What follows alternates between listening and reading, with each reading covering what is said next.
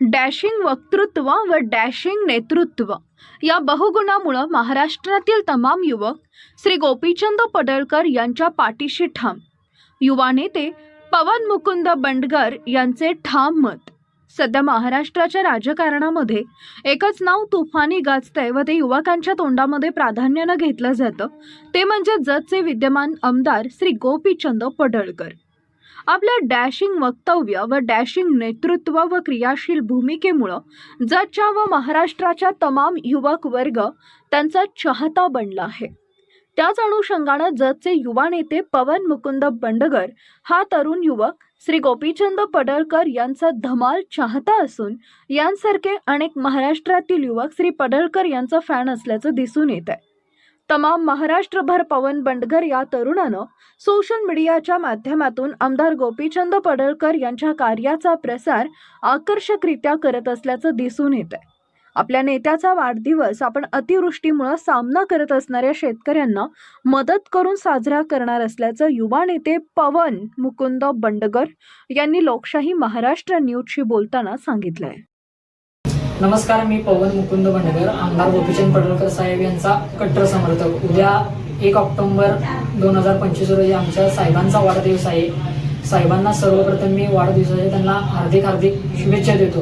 साहेबांनी आम्हाला अशा सूचना दिल्या आहेत की दुष्काळग्रस्तांना मदत करा, इतर शाल पुष्पगुच्छ यासाठी तुम्ही पैसे न खर्च करता दुष्काळग्रस्त करा. तरी पण आम्ही दुष्काळग्रस्तांनाही मदत करत आहोत आणि आमच्या साहेबांबद्दल प्रेम आहे, त्यामुळे आम्ही बॅनरबाजी वगैरे म्हणजे आम्ही दोन्ही काम करत आहोत. अशा पद्धती आणि एक महाराष्ट्रातलं बहुजनांचं नेतृत्व म्हणून गोपीचंद पडळकर साहेबांकडे बघितलं जाते आणि तरुण, खास करून महाराष्ट्रातली तरुण पिढी गोपीचंद पडळकर साहेबांच्या मागे भक्कमपणे उभी आहे. अच्छा, आपण मला एक असं सांगा, आपण एक जत शहरामध्ये एक आपण युवक अतिशय शेठच्या विद्यमान आमदार गोपीचंद पडळकरच्या अत्यंत निकटवर्ती आहात. त्यांना निकटवर्ती म्हणून आपण समोरले जातात. त्यांनी सोशल मीडियामध्ये आपलं जत शहरामध्ये नव्हे तर तालुक्यामध्ये महाराष्ट्रभर आपण अतिशय उल्लेखनीय आपण त्यांना सोबत घेऊन काम केलेलं आहे. मला एक सांगा पवनजी, की आजकालचा हा तरुण गोपीचंद पडळकर यांच्या पाठीशी म्हणजे जास्त गोपीचंद पडळकर यांच्या मागं लागलेला आहे. याच्या मागचं कारण काय?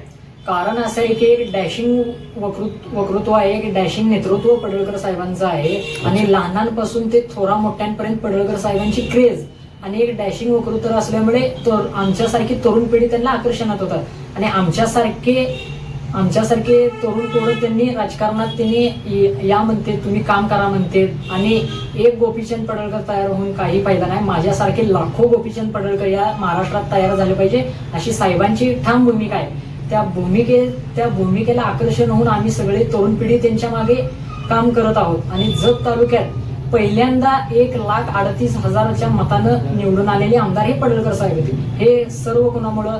धनगर समाज असेल, लिंगायत समाज असेल, बहुजन समाजातल्या तरुण पोरांच्या क्रेजमुळे पडळकर साहेबांना एवढी लीड वगैरे भेटून ते निवडून आले. आणि माझं वैयक्तिक असं मत आहे की इथून पुढं पडळकर साहेब जत मधून आमदार आणणार नाहीत. अजून कमीत कमी 3-4 टर्म तर पडळकर साहेब जत मधून घेतील.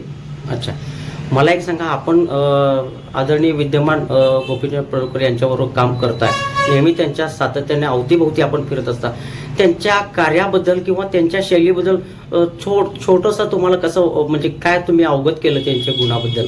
अवगत म्हणजे साहेब ऑफिसमध्ये जरी आले तरी प्रत्येक माणसाचे आडी अडचणी जाणून घेतल्याशिवाय ऑफिसमधनं निघत नाहीत. परत बाहेर कुठं त्यांचा तापा थांबवून लोक असले म्हणजे प्रत्येकाच्या आडी अडचणी जाणून घेतात आणि ते सोडवण्याचा 100% साहेब प्रयत्न करतात.